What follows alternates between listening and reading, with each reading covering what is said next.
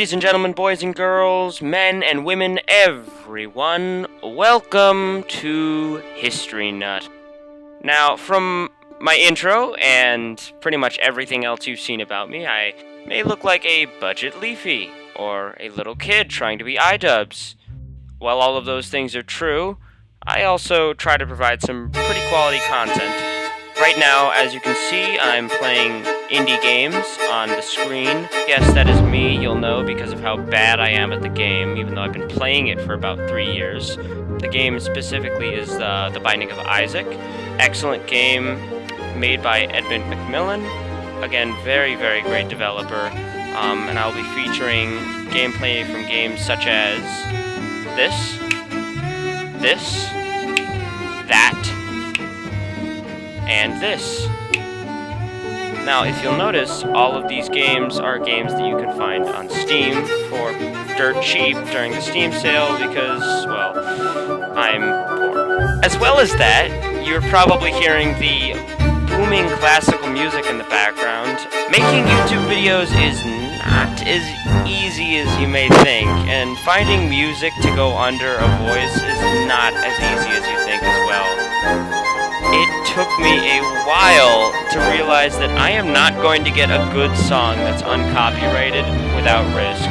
You know, you see all these playlists of videos that are uncopyrighted, it's like, wow, let's use all these! And then you realize that some people have used them and their videos have gotten taken down due to copyright strike. So, I'm using a song that is about 300 years old called, Danse Macabre by Saint Signs Camille. I can't even pronounce his name, it's that old. It was written in 1875? That's probably wrong, but I will put something up on the screen about how wrong I am exactly.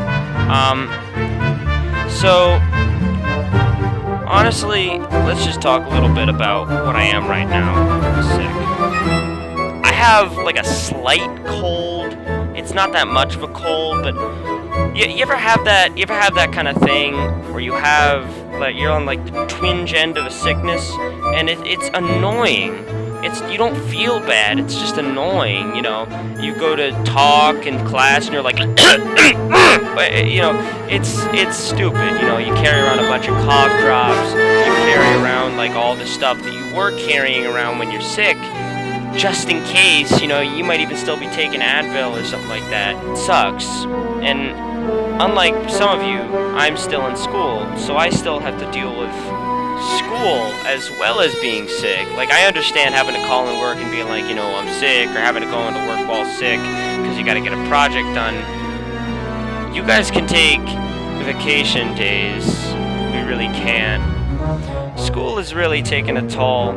You know, it's school. I can guarantee you, all of you, whether you're in school, out of school, you know, a young thug drop out on the street, who dropped out for your gangsta career. I don't know, that's not me. I'm a little suburban white boy who's still in school. Not a lot you can learn from me, but I'd like to think that I have some insight on what it's like to be a suburban white boy in the 21st century. You know, there's about 2.4 too many of us. I was gonna say a number there, but I don't really know any statistics because there's freaking too many white boys. Also, another thing about me, I am probably going to stay clean because that's the way I was raised. Yeah, you can call me whatever you want to call me, but I can't say it. It doesn't make much sense to me that they've just decided to start swearing completely out of context. But a swear's a word. Swears have always interested me because I have no idea where they come from.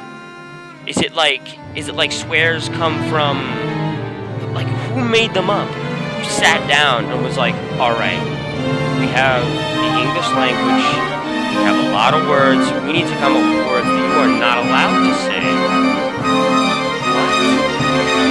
What? What's the point? What is the point in making words that you're not allowed to say? Is it like the thrill of saying them or something like that? And if you've already created words and they're not slang words, what's the point? It's like liberty gibbet or